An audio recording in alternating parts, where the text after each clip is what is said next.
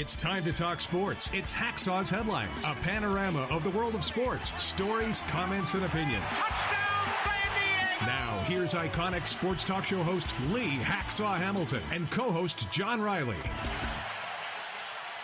It's a Monday up and down the West Coast. Who wants to talk sports? We do.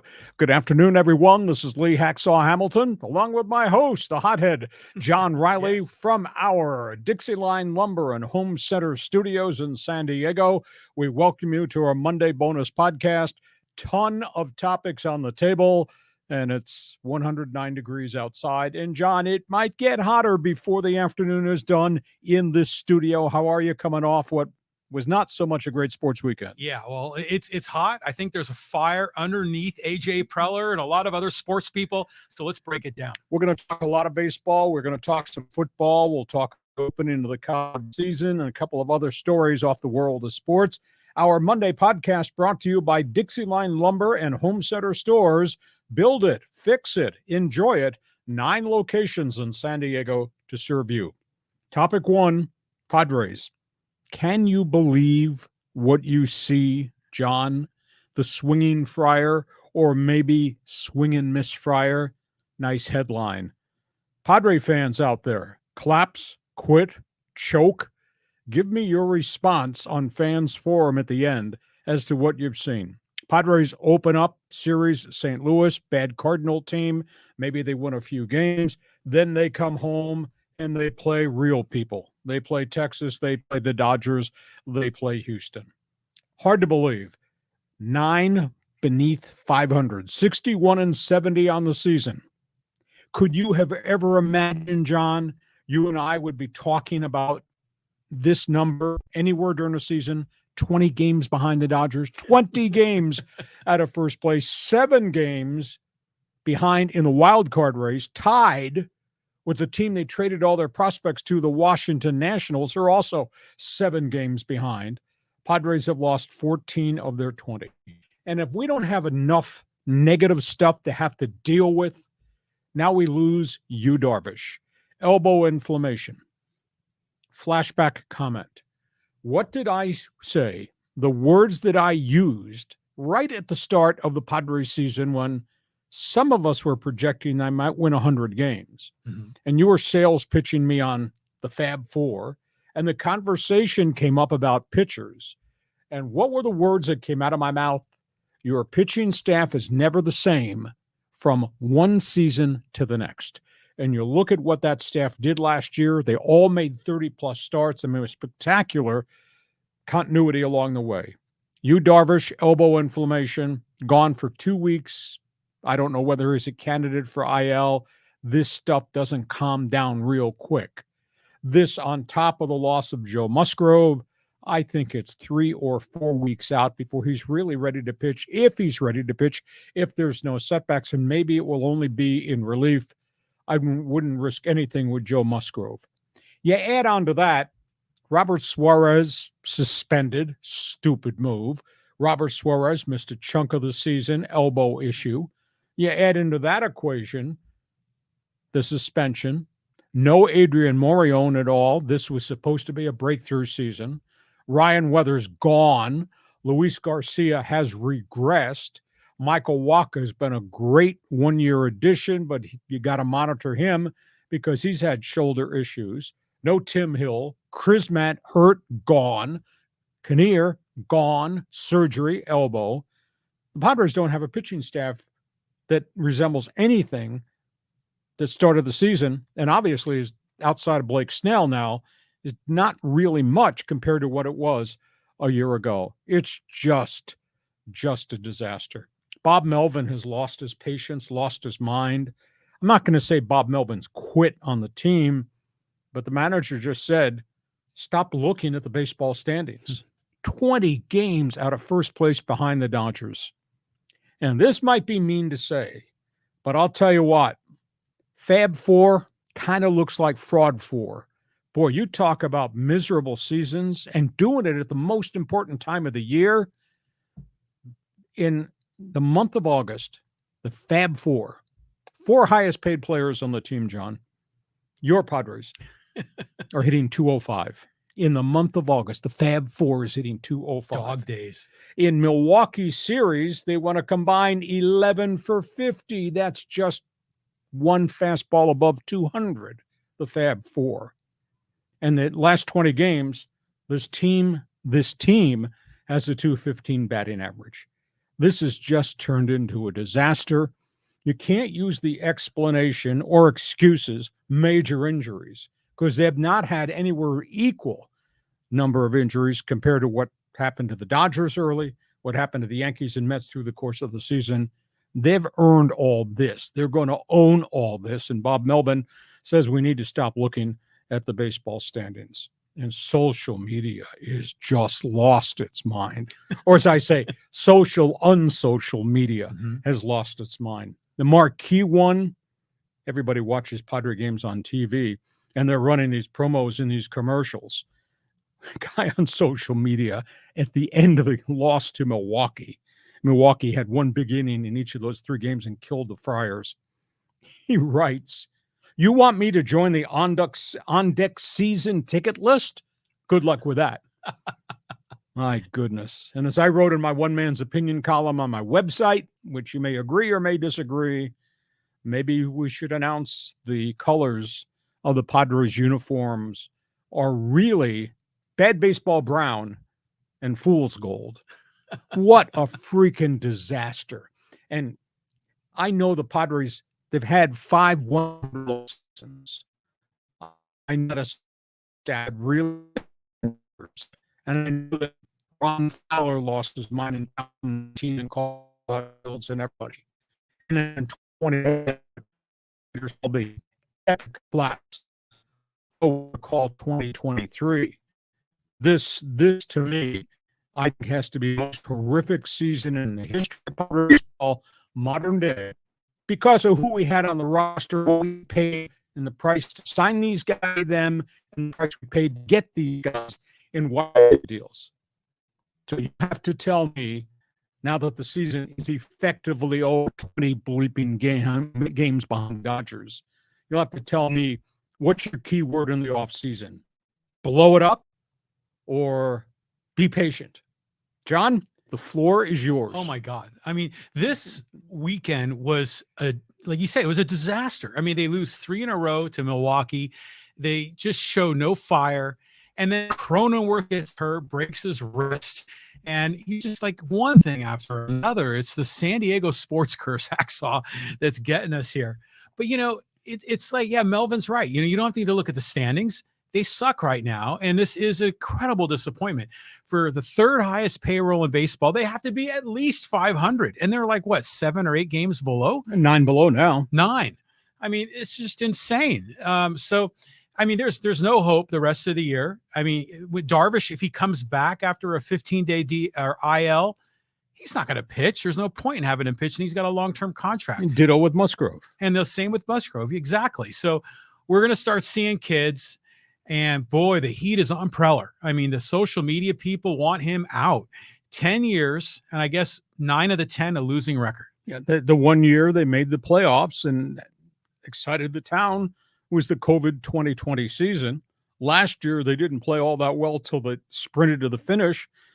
So we're supposed to honor the general manager for 10 years of service when he gave us 3 playoff games against the Dodgers, and that was special. That's sum total of accomplishments over 10 years. It's a huge, huge credibility issue right now that is presented in this box that's going to be dropped at the front door of the owner, Peter Seidler. Is this the worst Padres season of all time? And I guess we have to exclude the 100 loss seasons because that was in the early years when that was expansion baseball. But this is miserable. I don't understand how this could happen, how all these players could collectively crash. And now, obviously, the injury issues to the pitching staff. Worst season of all time? I think it's right up there. I mean, 2 years ago, it was an epic collapse. And here we didn't even rise high enough to collapse. It's been a disaster from day one. So, yeah, in terms of expectations and reality, there's a massive gap. So this has to be incredibly disappointing. But, I still believe in Preller. I still believe in what he's doing in the minor leagues. I still believe that these signings made sense when they signed them. But, I mean, Manny and Xander and Jake, all three of them had wrist problems. They've all been bitten by the injury. Last year, the starting pitching was like almost no injuries at all. So there's been a curse. There's been bad luck. There's snake bitten. And I think you've got to keep this core together for next year, because this is the last year you'll have Soto. And you're not going to be able to move any of them because nobody wants 10, 11, or 14-year contracts. So, yeah, Soto's the only tradable part. And do you really think you could get 5 stud young players back? That's what you paid to extract him from the Washington Nationals. It's hideous. Okay, so I just want it on the record. This guy will be leaving during our break to go back out in left field after stating that opinion. He is pro Preller. Yes. I think there has to be accountability somewhere along the way here as we finish out the last month of a bad baseball season. So you don't like my idea. The colors should be called bad baseball brown and fool's gold. Well, the uniforms is probably the best part of the whole season because they sure look good out there. But boy, yeah. What are you going to do? I mean, you're going out to left field. That's what you're going to do. I mean, it's just a freaking disaster. It's a train wreck. It's painful to watch them on TV, Lee. I feel like I need to take I'm cutting my wrists or something. And I probably watch at least 150 of their games a year. I mean, it's what I do. And boy, has it just been awful. So you're going to send AJ Preller a Christmas card. I just want him to get the team in order. Fix this freaking mess. Let's go from Padre baseball to the other team here on the West Coast that nobody down here likes, everybody hates. Look at the record. Oh, my God. I mean, we knew that they were going to take a step back, but it looks like they're taking a step forward. This has been an amazing number. The 2 best teams are probably on a collision course to go to the National League Championship Series. Dodgers are sitting at 80-49. And how about Atlanta, 84-46?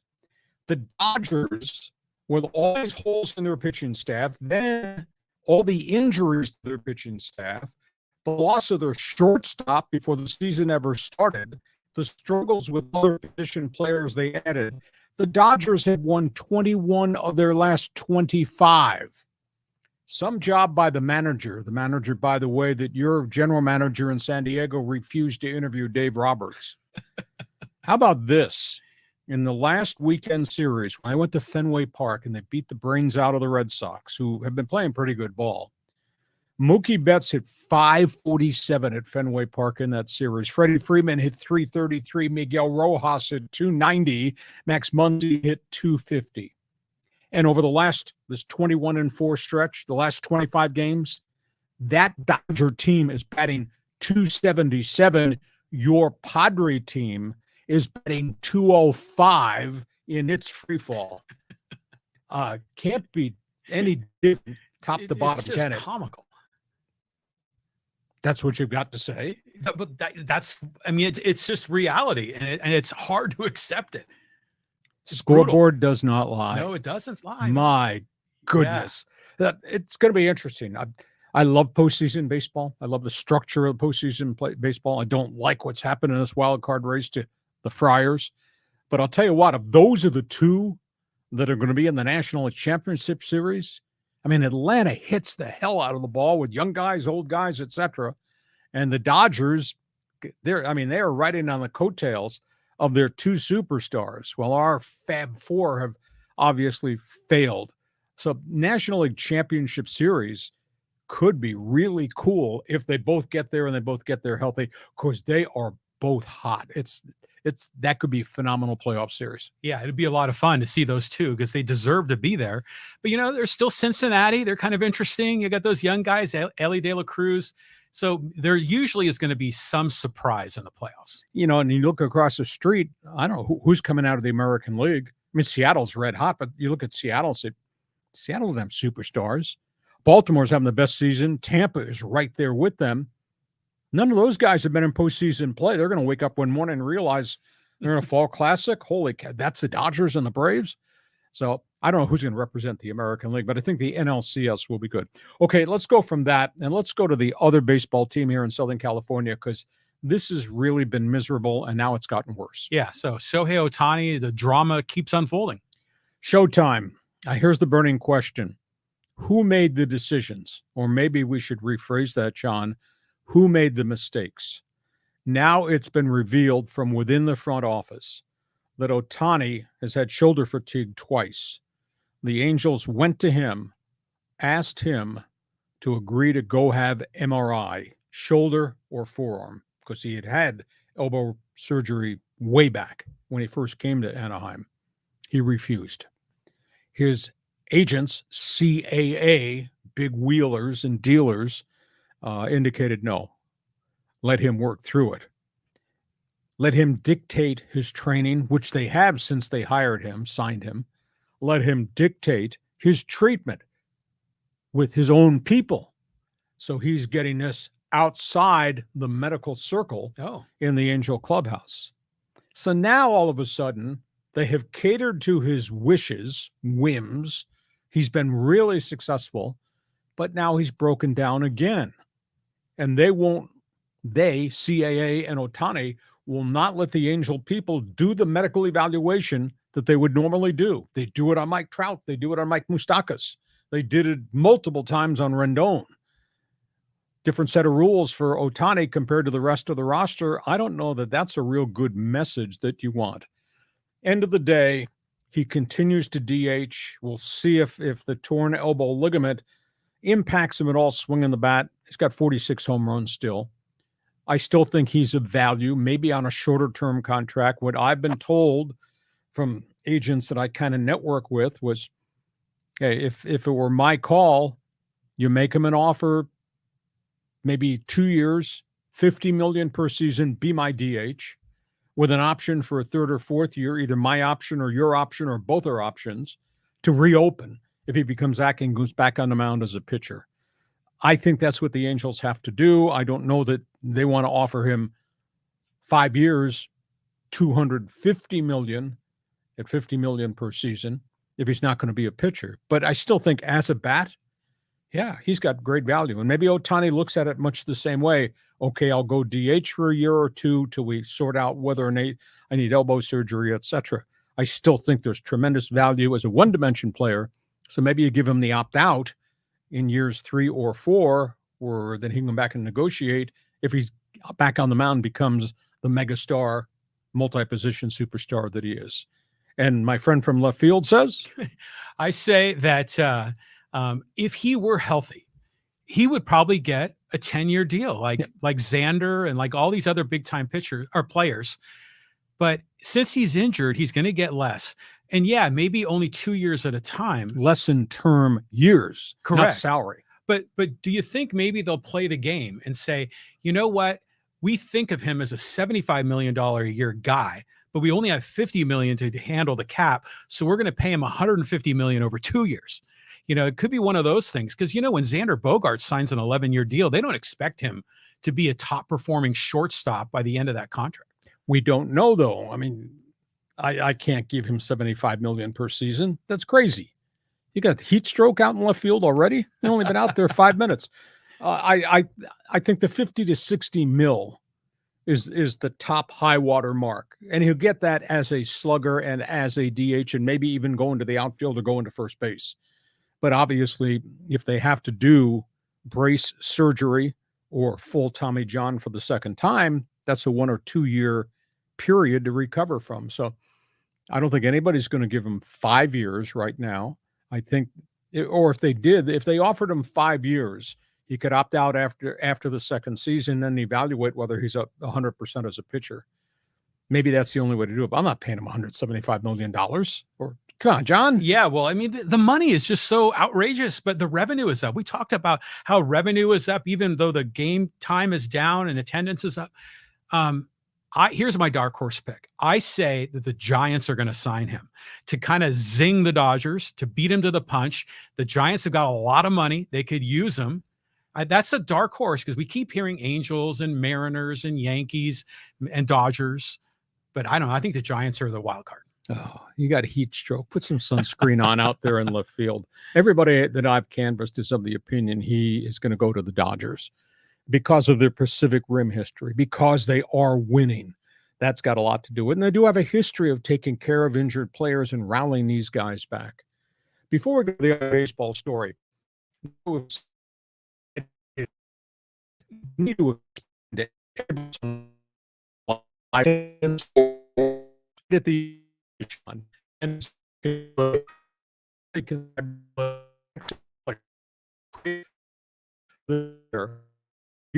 as well as all the other social platforms that are spinning around the globe. Yeah, I mean, Hacksaw and I were just talking about this. We do all this video content and we post it on 6 different platforms. It's on YouTube, Facebook, Twitter, Instagram, TikTok, and Threads. So just all those platforms are just blowing up for Hacksaw. So join us there, subscribe wherever you get your podcast, subscribe on YouTube, like, share, follow, and subscribe on all the social media platforms. And if you've got a question, I'll tell you what, we're talking Padres, we're talking Dodgers. Oh my God, the fans forum is just exploding with names here that all want to get involved. There's Chris and Joel and Carlos and a bunch of other guys here. Angel is in here. So we'll get you involved. If you got a question or a comment for Hacksaw, type it in the live chat on Facebook or YouTube. And a reminder, if you like sports, go to my website, leehacksawhamilton.com. That address should be up there at the top. But to go to my website, because I write every day of the week. And if you're a Padre fan, you need to read my one man's opinion column that I posted this morning. Agree or disagree, I don't care. I'd like to hear what you've got to say. But check out my website because I write fresh stuff every day. One other baseball note, John, this is a unique headline as it relates to where you got deported from the Bay Area. Yeah. I went to the Oakland Coliseum all the time as a kid watching the A's in the 70s. But now it's another soap opera. Oh, this is awful. They're on their way to a 100+ loss season. They're projecting that they might lose as many as 110 games, which is pretty miserable. And the burning question is, who's to blame for this whole mess? Well, if you only point one finger, it's at the owner, John Fisher, and he's just outright defiant. You know, the A's enter play on Monday night at 38-93. Poor Mark Kotsay. It's terrible. You know, I went back and checked. In the last 2 years, they got rid of 11 established players, the Chapmans of the world, the Olsons of the world, all these guys they got rid of. And they took on a whole bunch of young prospects. Not all of them are their plan. Down to a $43 million payroll. This is all under the direction of John Fisher, the owner. I mean, shame on him and shame on baseball and shame on the union for allowing this to happen, that they're putting a minor league product on the field in Oakland, charging major league prices. Now there's big discussion as to what's going to happen the next 3 years, because they've just chosen a developer in Las Vegas who will design the stadium, and then they'll turn the first shovel of dirt, but it's going to take 3 years. The Athletics are going to have to find a place to play in 24, 25, and 26 before they get to Vegas on opening day. John Fisher wants baseball to intercede. He wants the A's to go rent and share Oracle Park. You think Oakland's going to get approval for that? You think San Francisco is going to let them come in and take some of their advertisers and put American League Baseball into the Giants Park? I don't know about that.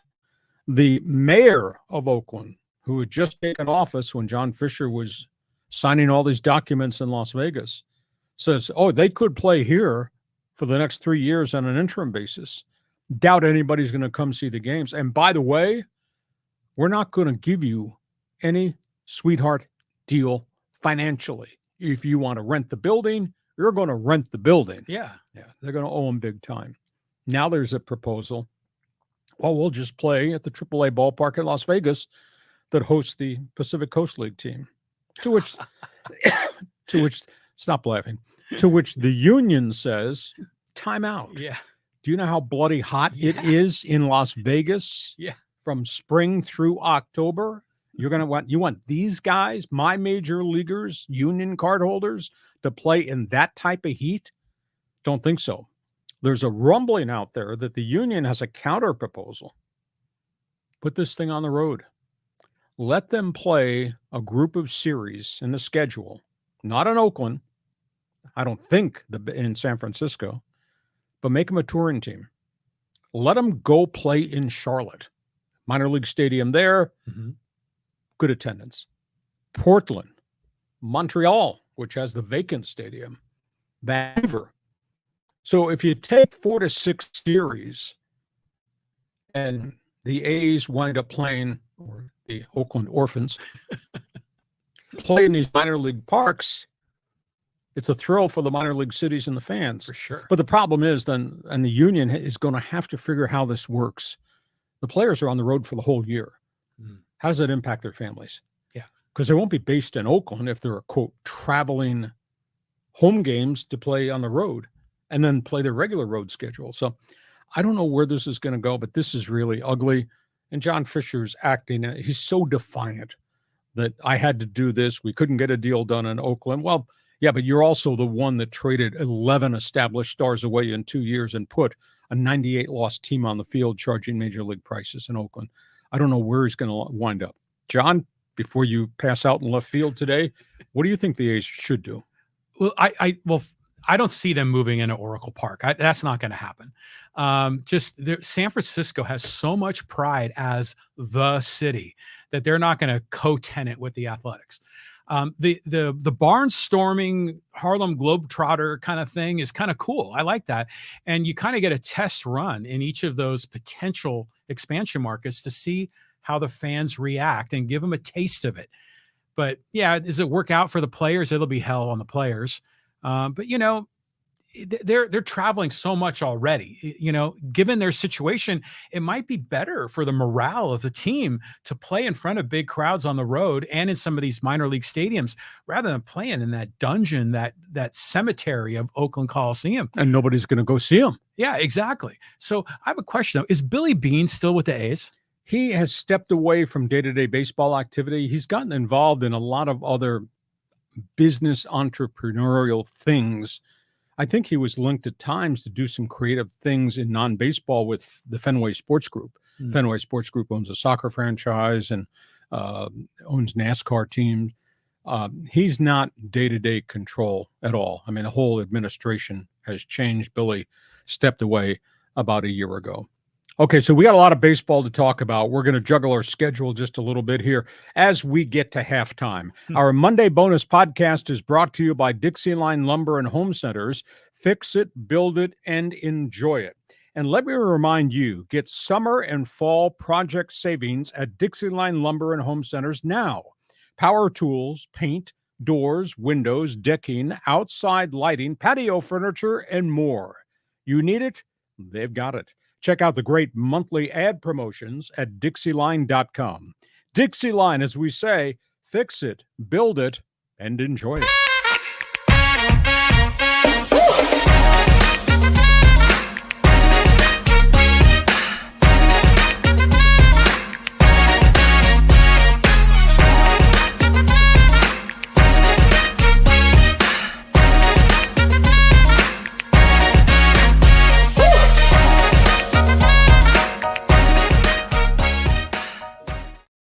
Thanks again to our friends at Dixie Line for being with us on our Monday bonus podcast. Let's go to football. With a lot of football to talk about. So this was your game over the weekend. How was the experience at Snapdragon Stadium? I thought it was a really electric football game. A lot of big plays, a lot of big defensive plays, a lot of big hits, etc. San Diego State beat Ohio University 20-13. It wasn't a pretty game, but it turned out the way I thought it would be. It turned out to be a slugfest and a defensive war. San Diego State unveiled their new tight end offense, didn't throw a lot to the tight ends early, wound up completing 7 passes to them, most of them in the second half. Couple of them touchdown passes to Mark Redmond. That was the difference in the Aztecs' victory. Jalen Maiden started really bad. He was really inaccurate. He had trouble with pressure. They moved him off the spot. He went 4 for 10 out of the gate, and just he was missing everybody. And then all of a sudden, they hit a couple running plays, which kind of changed the pass rush. And then he got into rhythm. He wound up going 13 for 20 the rest of the game. He did a really good job. And obviously, he threw the touchdown passes to the tight end. The defense got better and better as they went. 3 picks, had a 4th interception that was taken back 100 yards, negated by a penalty. Their defensive secondary, nobody's talked about this. I mean, they threw a blanket on the Bobcat big receivers. They had 8 pass deflections on top of the 3 pass interceptions. Tough break for the Bobcats. Curtis Rourke, who I think is a spectacular group of 5 quarterback. He was 8 for 10 in the first quarter, 73 yards and 2 drops. Could have been 10 for 10. I thought the kid was on his way to a 400-yard game. And then he scrambled, got rushed, got sacked, got hit. I thought he got hit late. I thought he took a helmet hit. I don't know that he re-injured the knee. They were going to do x-rays today. They didn't put him back in the game. The backup, Anthony Harris, very active, but a little bit inaccurate. He threw 3 picks. He was under a little bit different type of pressure. Tough loss for the Bobcats. They had 380 yards, most of that with the backup quarterback. If Rourke had been there, I don't know what he would have done to San Diego State because he was just going up and down the field. So, hey, take the win. They earned it. They got better as the game went on. Cody Moon, the transfer linebacker from New Mexico, 11 tackles. He was everywhere. There were 2 running backs. Keenan Christian and Jalen Armstead broke off 2 big runs along the way. So that's typical Aztec football. Hugely disappointed. The announced crowd was over 23,000 tickets distributed. That was not 23,000. I was told it was more, just north of 16,000. And then on top of everything else, on Sunday, the athletic director, J.D. Wicker, sent out a mass email to San Diego State alumni asking them to come support the football program, come fill up Snapdragon. It was almost as if he was begging. It's like an act of desperation. And I feel bad because I think that J.D. Wicker and Brady Hook are pretty honorable guys and are working really hard, but they're running uphill trying to convince people that this is worth seeing because the fans are just, they're not buying it. They're not buying it because they don't like the heat of day games. They're not buying it because they don't seem to like anything related to the Mountain West Conference, and they're surely not buying it because of the disappointment of the end result about, are we in a Power 5 conference or not? Now you seem stuck in a group of 5. But I thought that was really a reach for J.D. Wicker to just beg the alumni to show up. Now, my gripe with the alumni, and this is legitimate, how could there be 150,000 alumni in San Diego County and hardly any of them want to go see Aztec football? And how could the university, which gives tickets to the students, limits those tickets to 5,000? That's all they got to give. Really? In a stadium, it's got empty seats everywhere. Rethink that.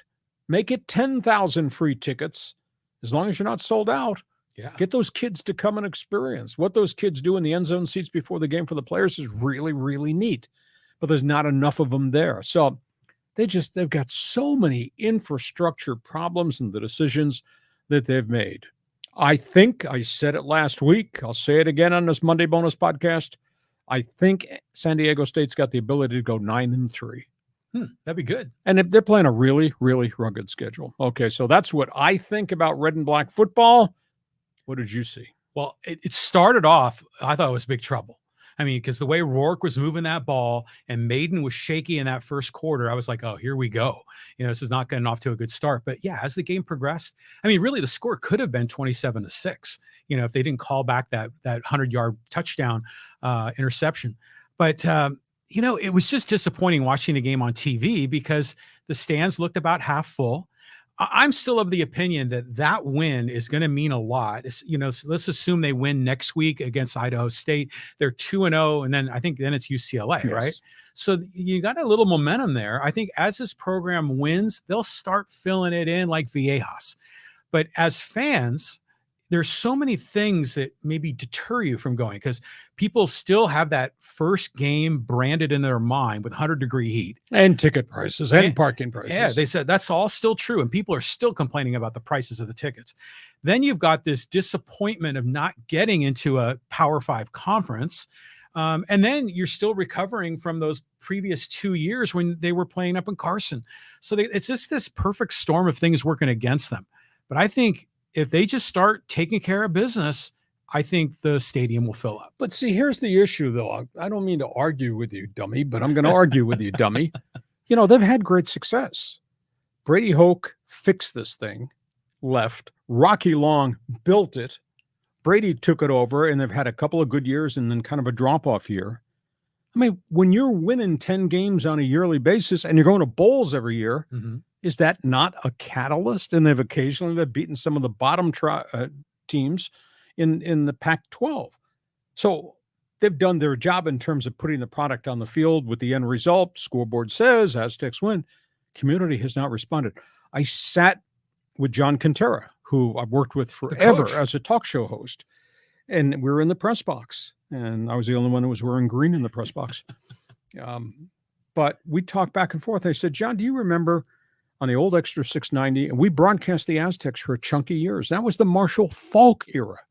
You remember 48,000 every home game when they were playing BYU in the shootouts, and they tied UCLA, and they had the 51-51 tie with Brigham Young? I mean, the place was electric. The community responded. And it hasn't responded since that point in time. Now, granted, there's no Marshall Faulk, but we've had a couple of Heisman Trophy potential candidates there. Where in the community is much bigger now. It was not 3.5 million in 1990 when Marshall Faulk was going sweep 60-yard touchdown runs.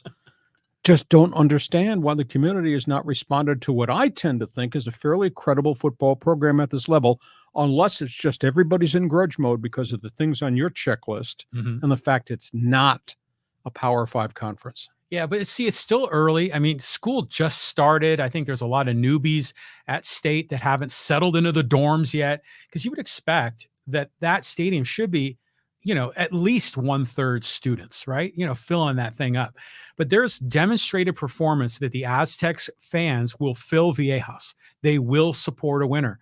Everyone's kind of on the edge of there. Is this a winner or not? But you know what?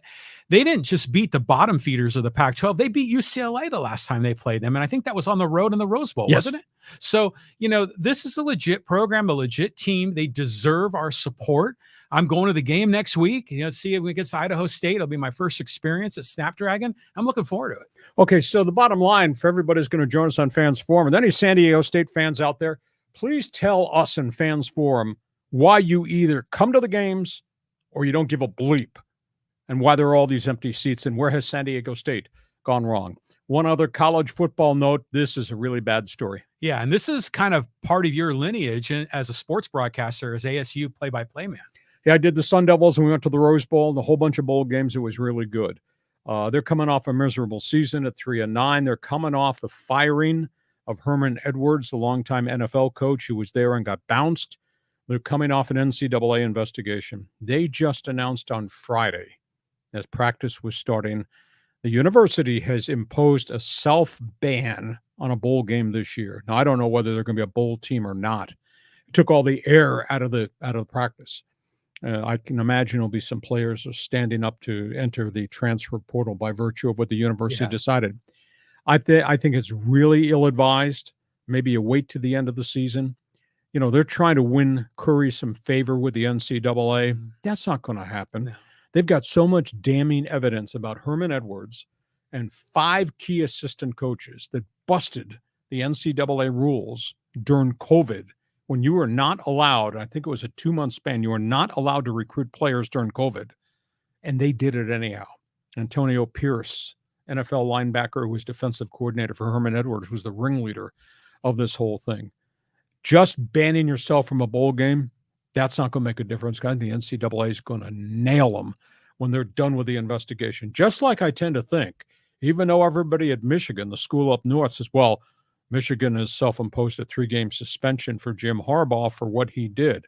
Now, he's going to get tagged when they're done with him in Ann Arbor, because not only did Michigan break the COVID ban, he lied to the NCAA investigators. So somewhere down the road, we're going to be doing this podcast, and we're going to see a guy in big trouble in Ann Arbor. I just don't understand this. I feel bad for Ken Dillingham, who's the new head coach, because he's a bright guy, a pretty good reputation, building an offense.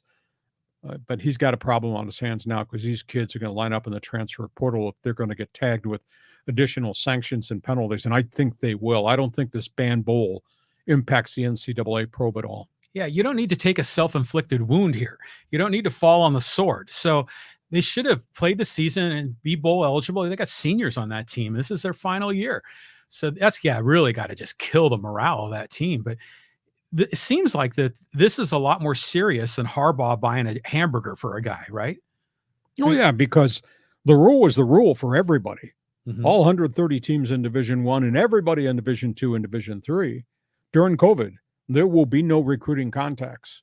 You will send out this mass NCAA email with the dates on it that you can't make contacts with athletes in a big square. And yet Michigan's people took it upon themselves to make calls and to text, and you can't do that. And Arizona State actually brought kids in. And I was told it's 5 major Division I violations. That's pretty significant stuff at Arizona State. Harbaugh's thing's complicated because he lied. That's the reports. How many other coaches are looking over their shoulder that also did some funny business during that COVID window of 2 months that haven't been caught yet? That's a good question, but I just don't think you screw with NCAA rules. And Michigan and Arizona State will be the first 2 that will pay any penalty. Okay, from football, let's go to basketball. Yeah, the Bronny story is unfolding. We're learning a lot more what happened. Well, the family has finally detailed that Bronny James, who is a freshman recruit at USC, has a congenital heart issue. It's got something to do in the electrical system. I don't know whether or not he's a candidate or whether or not they've even inserted a pacemaker or whether it can be treated with medication. That remains to be seen. I guess the bigger question, because it's been silence ever since he got out of the hospital, with the exception of this 2-sentence statement last weekend, the big question is, as a family, does LeBron let the kid play at USC? Now, if the doctors say it can be controlled with a pacemaker, in the whole world, people have had heart problems forever, and modern day medicine has allowed them to live normal lives. Does he play with a pacemaker, or do they just treat it with some form of medication? If it is an electrical irregular heartbeat, that can be treated with meds. So I don't know, what would you do if you were LeBron James? Would you let Bronny go to USC and go through all the rigors of what college basketball is, or do you let him sit a year? Well, I think they're probably going to be really cautious with the health of their kid. Again, I don't know much about pacemakers, but I remember when I was a kid, I visit family out of state, and one of our next door neighbors out there had a pacemaker installed. And when he took his shirt off during the summertime, it looked like he had a pack of cigarettes underneath his skin. I mean, it was a big thing. I mean, have any other NBA or college players played with a pacemaker? Not that I'm aware of. That doesn't mean it hasn't happened, because sometimes they don't, because of privacy laws, they would not make that information public. But you know, the thing that came to my mind immediately was what happened to DeMar Hamlin in Buffalo. Now, he does not have a pacemaker, the Buffalo Bills cornerback who collapsed on the field, but he's been treated with meds, and he's back, and he'll be with the Bills opening day and a starter in their secondary. So modern medicine is fabulous. I think you can redirect problems by use of technology, and I think that's what they're going to do. But tough call for LeBron as to whether this young man should play year 1 at USC or sit a year, continue to work out, and just see how his body reacts. Yeah, well, I guess we're going to find out here real soon. So I know if I'm the James family, I ask him to sit just so we can get more data and learn more. He still has 4 years of eligibility. He'll be fine. On we go. Let's go from basketball. Let's talk about what happened this weekend in pro golf. This was kind of cool. And this is the front end of the second part of the story. What's going to happen next? Well, Lee, I was so involved watching the Padre disaster and the Aztec game, I didn't even get a chance to look at the golf. So I want to learn more. He's from Norway. His name is Victor Hovland. This guy has now won back-to-back tournaments. In the last 2 weeks, he won BMW in Illinois, and he won the PGA Championship, which is a Grand Slam event, down at Eastlake, Atlanta. He has made $21 million in 2 weeks. He is a young guy who's come out of nowhere. He was not even highly ranked as a young golfer in what would be high school in Norway. And he has arrived, and they've discovered him, and his career has taken off. So here we are in Atlanta at the PGA Championship. This guy storms to the front on Saturday and blows away the field. At one point, he had a 7-stroke lead. They never really caught up to him. And on the final day, with pressure, when Xander Schauffele was making a run and got within 3, he just started nailing shots. He was 7 under in the final 9 holes. Wow. I can't identify with that. I've seen you hit golf balls under my car. You can't identify with that at all. But think about that. He finished at 27 under par in the PGA Championships, Grand Slam Elite event. Now, the scoring's a little screwy. They give the top money winners bonus strokes to start, but he still wound up for the tournament. Strokes? Yeah, he was 27 under. That's what the scorecard read. He shot 19 under for the 4 rounds, and he had 8 bonus strokes that are added on and became minus 27. Wow. It's kind of a screwball system they use to gimmick and gadget. But like I said, he was 7 under on the final 9 holes with guys chasing him. Now the burning question, because that shoots off now to what's going to happen next. On Tuesday, the final group of players will be named to the Ryder Cup golf team, which will go play the Europeans. And Zach Johnson, the coach, has got some problems. He's got some decisions to make. Now, Vic, of course, will play for the European side. The burning question is, what does he do with the guys that have not qualified by points to be on the Ryder Cup? These are what they call captain selections. Does he take Brooks Koepka, who jumped and went to LIV and hasn't played real great recently? Koepka is eligible. Does he take him? Does he take Jordan Spieth, who's kind of rebuilt his career, has gotten a lot more competitive this year after kind of falling apart? Does he take Ricky Fowler, who's had some spurts, and he's been out on the back 40 for like 4 years in a row? All of a sudden, Ricky Fowler's playing a little bit better. He has been. Does he take Colin Morikawa, who's just on the periphery of being consistently good virtually every tournament? Does he take this hot young guy, Cam Young, that just kind of showed up and has been playing good well? It's going to be interesting because I think Zach Johnson he's got 5 picks left. First of all, would you take Koepka? Yeah, well, they apparently they settled the dispute, right? Or at least they're working through it. This seems like it's outside the scope of that, so I think you take the best players. I mean, this is America against Europe. You got to be at the top of your game. Okay, what'd you think about the Norwegian dominance? Hey, 7 under on the final 9 holes on a Sunday? I still want to learn more about these bonus strokes. It sounds like super delegates at a political convention, but that's crazy. So good on him for performing. I'm always rooting for our local guy, Xander Schauffele. But I want to go back to Ryder Cup. Do people really get fired up for Ryder Cup? I mean, hardcore golfers will, but what are the ratings like for that? I think they're pretty good. Of course, they were pretty good when it was Tiger and Phil. Oh, yeah. And they were pretty good prior to that when it was Seb Ballesteros or Greg Norman.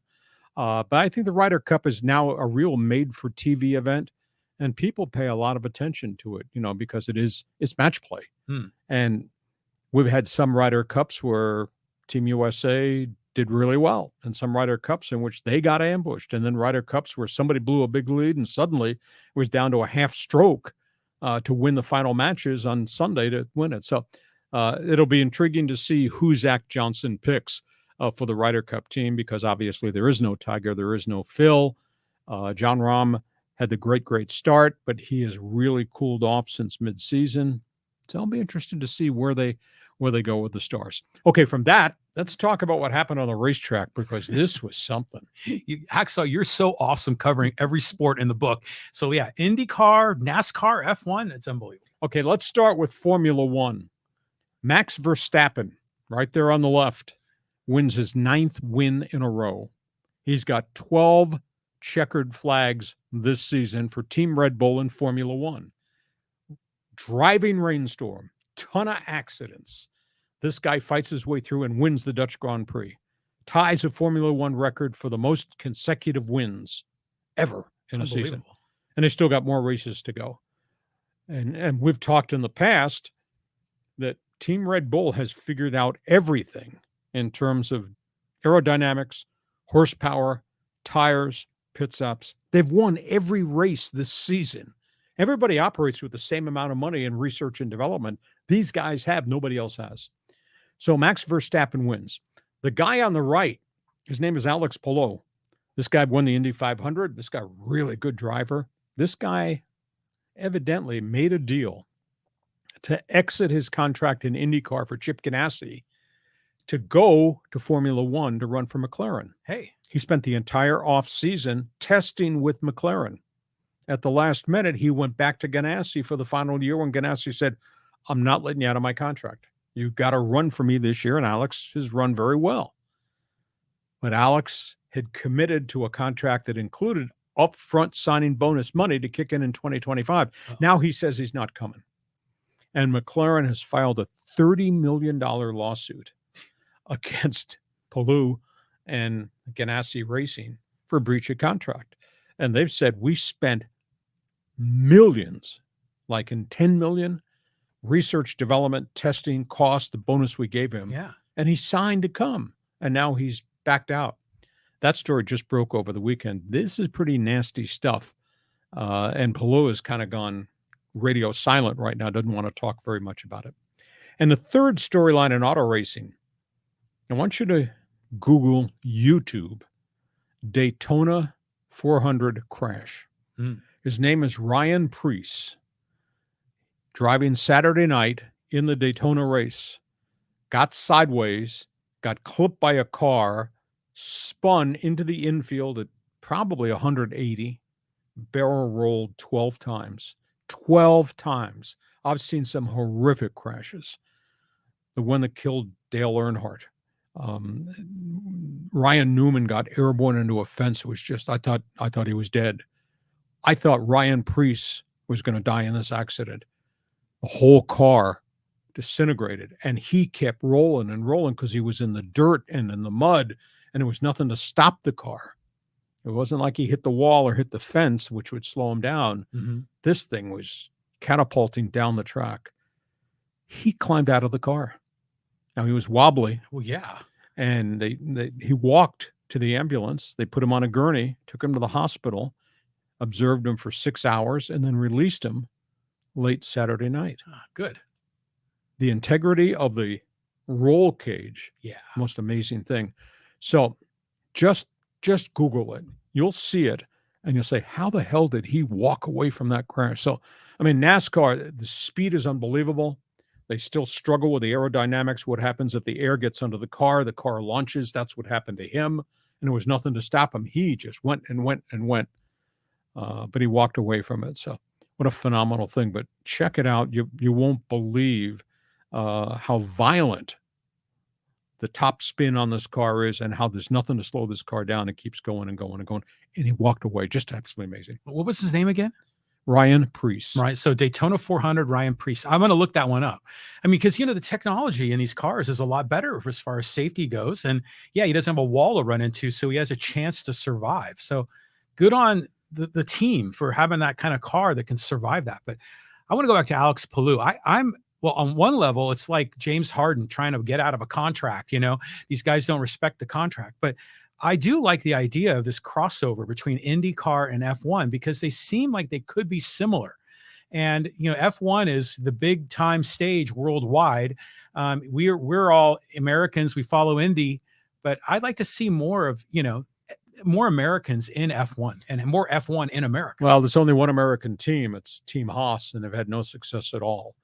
Most of the guys who have succeeded crossing the street have come from F1 to come here, whether that's the brief snippet of Fernando Alonso or some of the others. There have been very few Americans have gone from here over there. It's just it's a different sport. The demands are really different. The testing is phenomenally hard. It's all road courses, which is kind of different from being an Indy 500 driver. It's just a really tough thing. I mean, the Mario Andretti's of yesteryear, there's not very many of those guys that could excel at both the sports. And there's hardly any Americans at all that are even on the developmental teams. So for Alex Palou, I don't understand why he'd want to leave Ganassi, because Ganassi is marquee as it relates to equipment and testing and research and development in IndyCar. Why he want to do that? But then again, it is F1, and those guys are rock stars, and those guys make phenomenal amounts of money. Oh, yeah. That's got to be what it is. I mean, he wants to go on the big stage, because he's proven a winner in IndyCar. I mean, how many times has he won those races? I mean, he was a heavy favorite on the Indy 500. I remember we talked about it. Yeah, he won it a year ago and finished very close to winning it this year until he got caught up in traffic and a bad pit stop, etc.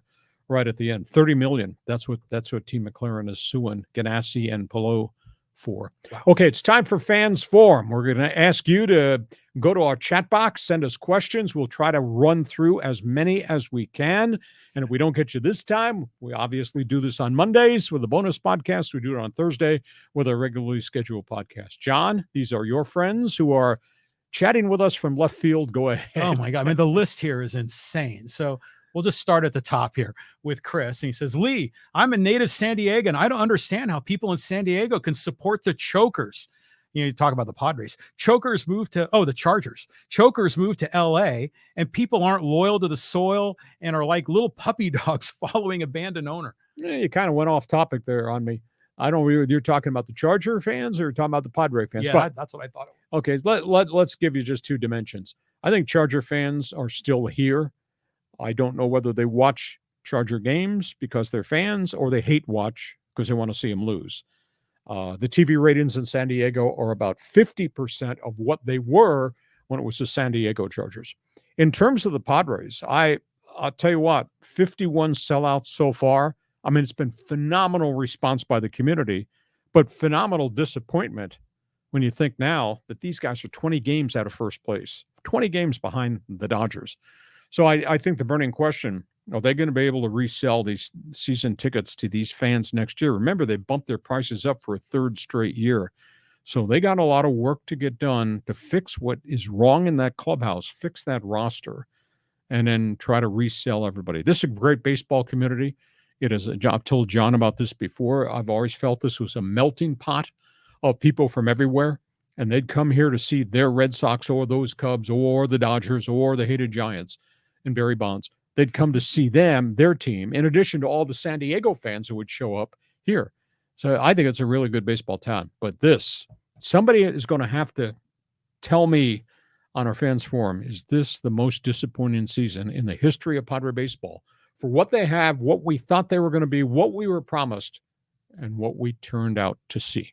Well, maybe some of those season ticket holders for the Padres are going to switch over and go to Snapdragon and start filling up the stadium for the Aztecs because they want to support a winner. But it's a brutal year for Padre fans. 51 sellouts. You're shelling out all that money, and they lose like 4-1, a real disappointment. But yet Charger fans, there's still a lot of them in San Diego that, despite all the shame that they get from other former Charger fans, there's still a following here. The local news media, like on television, they still follow Chargers content. Lee, of course, you do as well. So, yeah, there still is a fan base here. It is interesting, though, because I remember, and I was working at CW6 doing sports anchor work the night they left. And we were out and we did live shots from in front of the Charger facility in Mission Valley, the practice facility. That's where all the fans were bringing their boxes of gear and dumping it in the front door and then setting it on fire. I remember that was pretty gruesome stuff to see. And I've hardly seen any Charger gear since they left. I think I kept count at one point. I counted 7 people that I crossed paths with that were wearing anything Charger related. That's over the last 5 to 6 years. And 3 of them were homeless people downtown near Petco Park. So, I mean, they may watch. I don't know if they hate watch or they watch because they like Justin Herbert. Okay, let's move on. Moving on. Okay, here's a comment from Joel. He says, Melvin has to go. He hasn't been able to get all these weapons to work like a well-oiled machine. It's disappointing. Yeah, I think there's a lot of conversation about the fact that the players do not respond. The players don't seem to listen. Now the mandate may be from upstairs that Bob Melvin is not allowed to manage a certain way, and he's not allowed to do what he wants as it relates to guys that are underachieving. I think that's a piece of the equation. And Joel, I'll throw this at you. If you allow that general manager to fire that guy in the dugout, are you going to trust that general manager to hire the right guy? Considering we had Melvin and we had Tingler and we had Andy Green and we had that interim guy, Pat Walsh, and then he fired Buddy Black and he refused to interview Dave Roberts, who's got 750 wins at Dodger Stadium. Are you going to trust that general manager to hire the next manager based on what we've just seen with the last group I just ran through? You tell me. Well, we all figured when he signed Melvin that he finally got it right. There weren't any rookies, first timers like Tingler and Green and Bud Black. They had to turn the page on him. I got that firing. But this Melvin situation is weird because apparently had the respect of the players. We thought he was going to, steady hand, that whole thing. And then now people are saying he can't control the superstars. Don't look at the standings. It's like he's almost like removing himself from the picture. But I don't know. Who do you replace him with that's going to change things? I mean, who? The big question is, can you trust the general manager to make the right choice? Yeah, well, I don't think he'll get a chance to do that. So you think the general manager's in trouble? You just said you're going to send him a Christmas card. He'll still be the general manager. I support AJ, but I think if AJ fires the coach, the manager, Melvin, then that is just total admission of ultimate failure after failure after failure. And I think at that point, ownership may have to make a move. But I don't know. If I'm in charge, I keep this group together. This is supposed to be a good team. John says this is a one-year aberration. We'll see what we have to say as we go through the month of September. We move on Fans Forum. Moving on. So this from a Dodger fan, Carlos says, it's so hilarious to watch this dumpster fire. As the Dodger fan living in San Diego, it is great. All off season, listening to these Padre fans saying the World Series was theirs. Oh, just feel free to pile on the Friars. I mean, the Dodgers have had, I think, a masterful season. When you consider the holes on their roster in what we all thought was a reset season, get below the luxury tax so they can make the drive into free agency to get Ohtani. And then to see this thing come together and to see the trades they made at the deadline. Lance Lynn is 3-0 as a starter for the Dodgers. This guy was on his way out of baseball when the White Sox said, take what's left of the contract. He's done really well, and the young kids have had spurts that they've played okay. And the stars at Dodger Stadium have been so different than the Fab Four, Fraud Four at Petco Park. And Dave Roberts has done a really good job when the players respond, and the culture just seems to be different to me a little bit, John. Yeah, it's a totally different ball game up at Chavez Ravine. I mean, they do a really good job managing the organization. I mean, it's like I said, I'm a Giants and Padres guy, but I got to give respect. As much as it pains me to say that, the Dodgers are a well-run organization, and they are not inflicted with the San Diego sports curse. On we go. We got more questions here. Fans Forum is cooking. Okay, this is from the SG Sports Channel. He says, San Jose State got viciously beaten by the USC Trojans by a score of 56-28 from the LA Memorial Coliseum, and it was absolutely devastating. Well, I don't know if that's a Spartan fan or a Trojan fan talking about the beatdown. And yeah, it was a lopsided game, and it should be a lopsided game. But that being said, stat sheet, scoreboard, San Jose had 396 yards in offense against the Trojans. Really? And I have a huge issue with Link Riley and his defensive coordinator, who he brought back, Alex Grinch, who did a horrible job last year. That's why they didn't go unbeaten. That's why they didn't go deep. That's why there was no raising of the trophy in the college football playoffs because of their defense. And he brought the guy back. And the guy, if you go back and look at Alex Grinch's defensive statistics, last group of years that he's been with Lincoln Riley, the numbers are poor. And he let San Jose State go up and down the field. 396 yards in total offense for the Spartans. So I got reservations about the defense. Caleb Williams is great. The talent, the skill level talent, phenomenal. When you start playing big boy football, you got to play defense. And I don't see that at USC. So might this turn out to be disappointing? Yeah, that was the rap on him in Oklahoma, that Lincoln Riley never really had a really good defense. So they ended up winning 44-36 or something. So, but San Jose State, I mean, they're making progress. Oh, yes. Not just in football, but in basketball. So I like seeing that, and they got a nice facility there. I saw a YouTube video that was ranking all the Mountain West stadiums. And yeah, the Spartans play in a pretty decent stadium up there. I mean, it's not as good as Snapdragon, not as good as UNLV, Allegiant. They play where the Raiders play. But good on San Jose. I mean, that's surprising. I mean, they have the score. I would expect the blowout to be a lot worse. Yeah, it was just turnovers at the end. They got a really good quarterback, transfer from Hawaii, Chevron Cordero.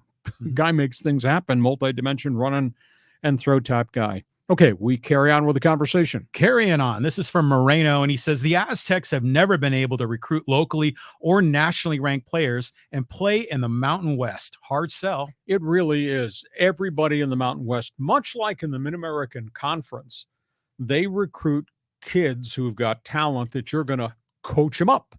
And that's what happens at San Diego State. The Aztecs, a lot of people don't know this. They had 36 players in NFL training camps this year. Nice. So they put a chunk that get a chance to go play. Some pan out, some don't work ever. But it's the end result of really good coaching to make these kids better players. But it's a hard sell.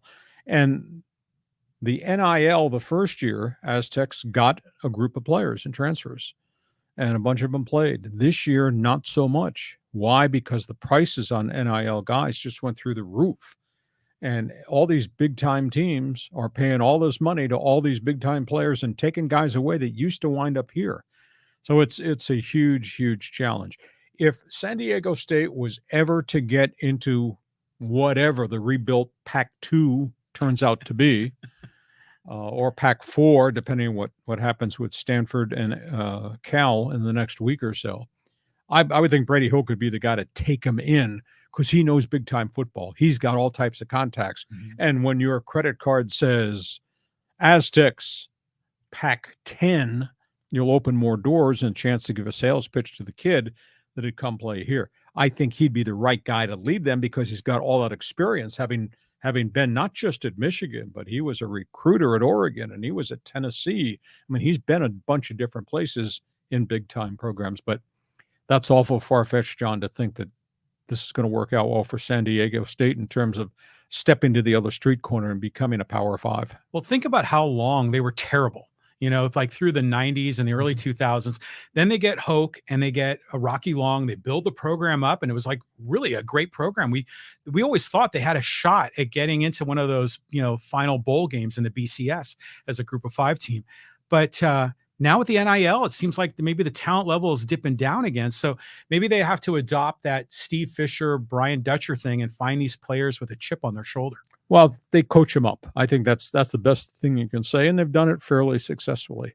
But it's tough when half the brand new shiny stadium is empty.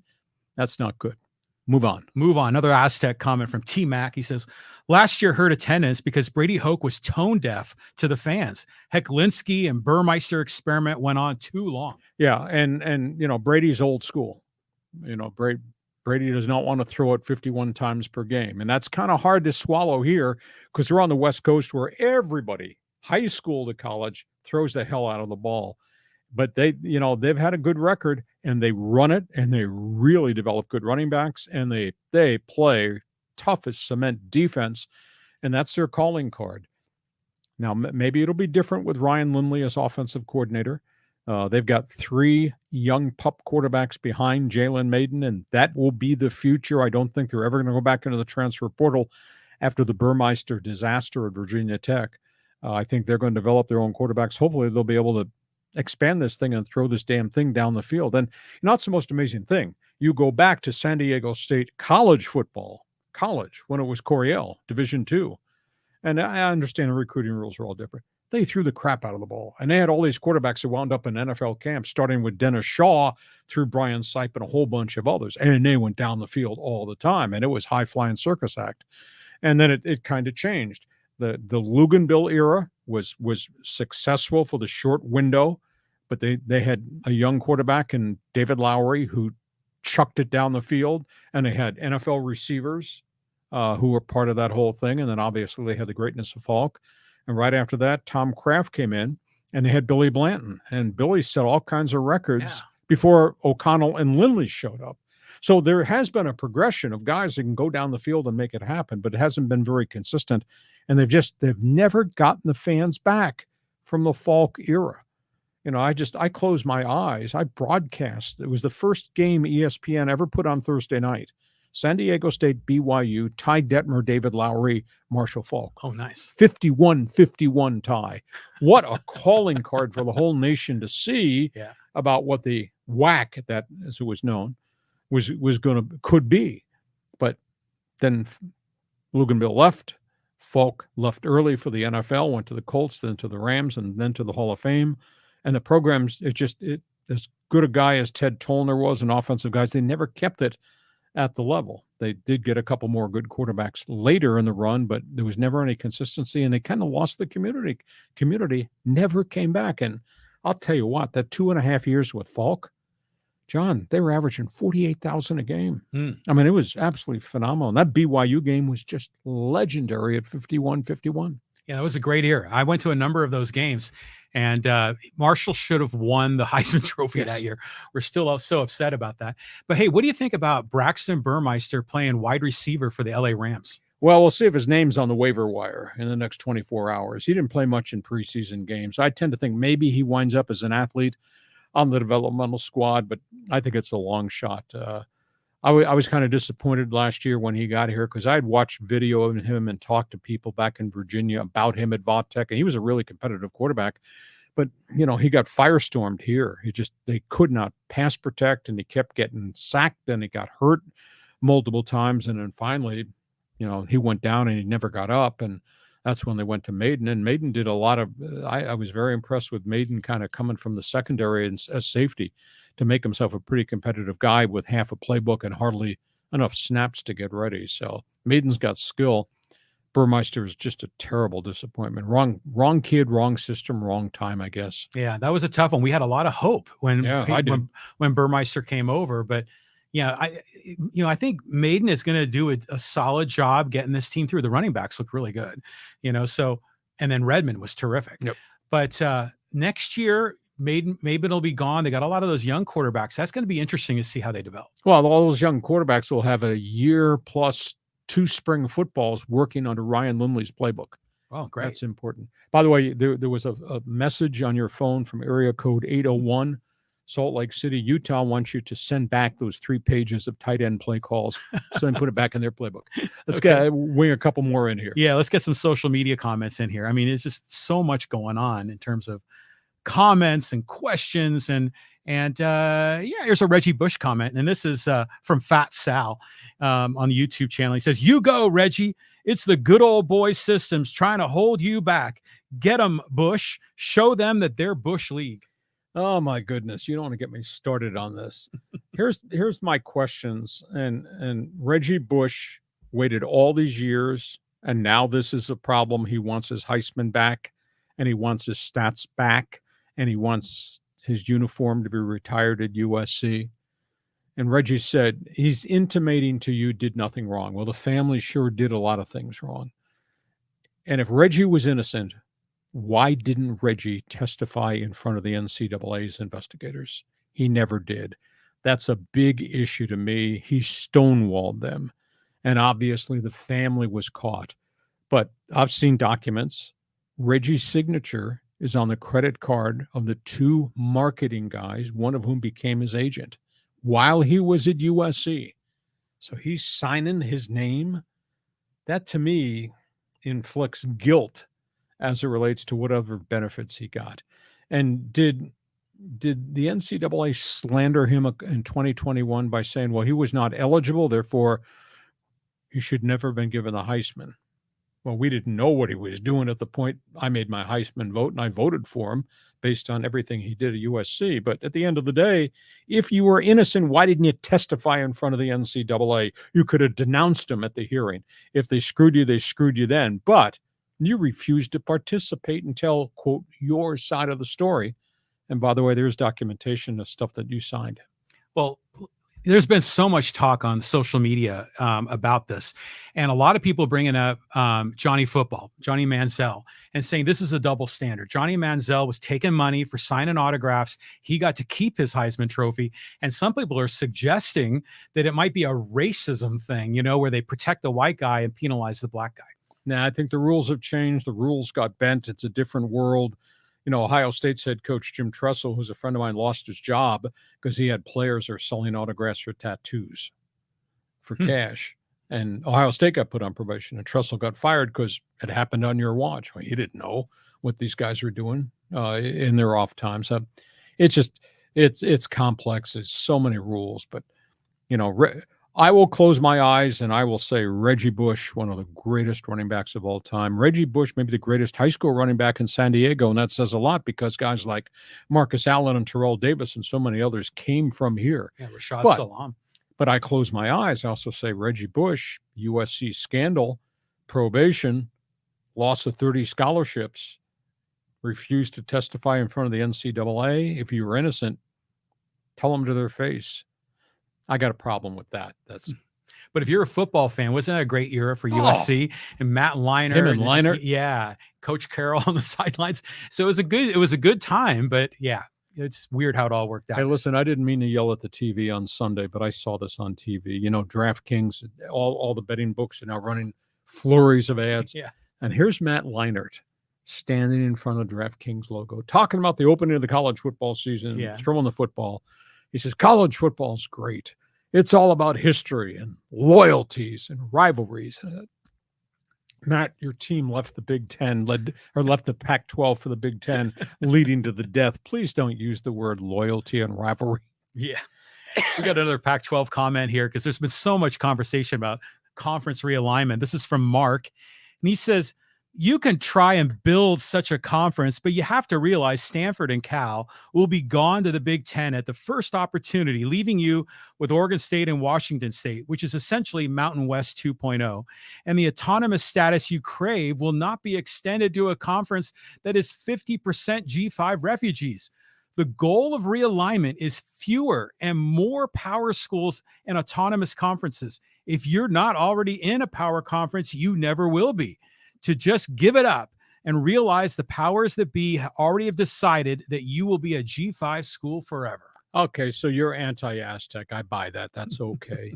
These schools have to look and feel comfortable with where they are, and if they can operate from a business standpoint where they are. I would tend to think if Oregon State, Washington State decided, okay, let's drop down and let's be the big boy in the Mountain West, because now a Mountain West school might be eligible for the college playoffs. But they psychologically have to adjust that kind of looks like a demotion. And financially, how do they answer the question going from a $20 million TV deal in the Pac-12, which is gone, down to $4 million in the Mountain West?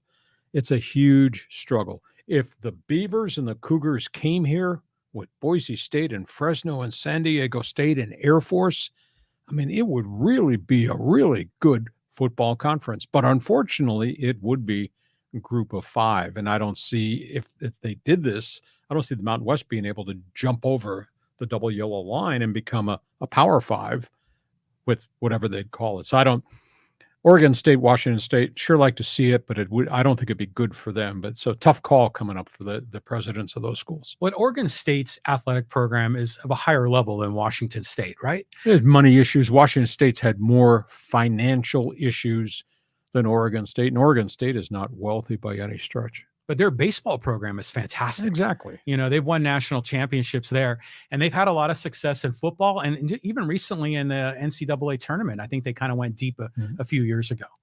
We'll see where it goes. Let's take one more here before we put the lid on this. So put the lid on it. All right. So let's go here. This is a good one. We got to talk about Tommy Pham. And this is from JD's Third, and he says, Petco Karen needs to be banned for life from the stadium. She set Pham off, though, on a 14-game hit streak. Thanks, Karen. The Arizona manager heard the slurs. Honest and good fans should stand up against this. It's not the majority of fans. Yeah, Padres should not sweep this under the rug. And maybe they are investigating it. But, you know, if Pham knows who that woman was, and if Torey Lovello saw it, fans sitting around her, that should not be allowed to happen. Whether you're a victor for the rest of the season or you revoke her season ticket, the racial junk should not be occurring. I don't care about Pham's persona and his intensity and all that. The racial exchange should not happen. Yeah, I mean, that's obvious. It should not happen. But there are some people saying that the fan wasn't, slurring racially. And who knows what was said, except the people that were there. But I don't know, it just seems like Tommy Pham is a lightning rod, and he just gets picked on everywhere because he's such a prickly guy, and he's gotten in all these situations and problems. I still have mixed feelings about him. On one level, I like him and I root for him. I love his believe in yourself attitude.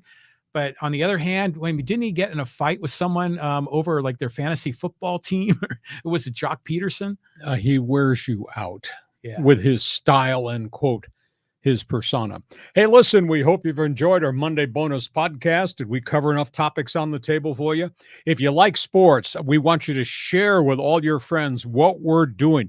We may have to dedicate one of these podcasts to strictly Fans Forum content. Sounds good. We won't talk about topics on the table. We'll take a break for one day, give everybody a chance to be part of Fans Forum, because, I mean, unless we're going to do 3 hours here, and I don't think we want to do 3 hours here, we must have had 100 people line up on Fans Forum. But share, tell all your people what we do. Remind them about my website, LeeHacksawHamilton.com. And our Monday bonus podcast brought to you by Dixie Line Lumber and Home Center Stores. Fix it, build it. You will enjoy it. 9 locations to serve you.